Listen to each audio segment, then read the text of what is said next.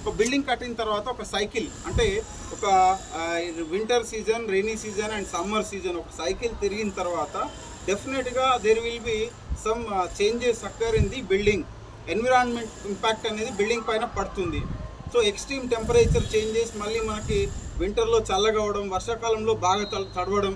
So ఈ changes వల్ల environment impact అనేది బిల్డింగ్ పైన పడుతుంది. సిమెంట్లో షింకేజ్ క్రాక్స్ అనేది ఏర్పడుతుంది, థర్మల్ క్రాక్స్ అనేవి ఏర్పడతాయి. ఇదే కాకుండా మనం బిల్డింగ్లో డిఫరెంట్ కాంపోనెంట్స్ని తీసుకొచ్చి క్లబ్ చేస్తాం.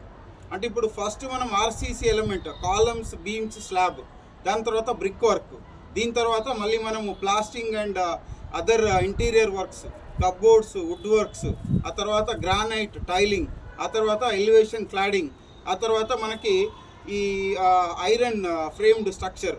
ఇప్పుడు మనకి గేట్స్ కావచ్చు, గ్రిల్స్ కావచ్చు, బాల్కనీ గ్రిల్స్ కావచ్చు.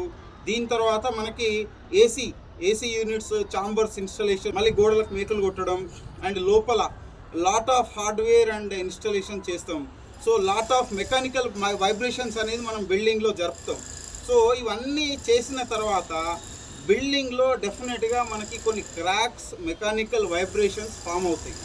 ఇది మీకు వర్షాకాలంలో వచ్చేసరికి ఆ క్రాక్స్ ద్వారా వాటర్ అనేది బిల్డింగ్ లోపలికి ఎంటర్ అవుతాయి.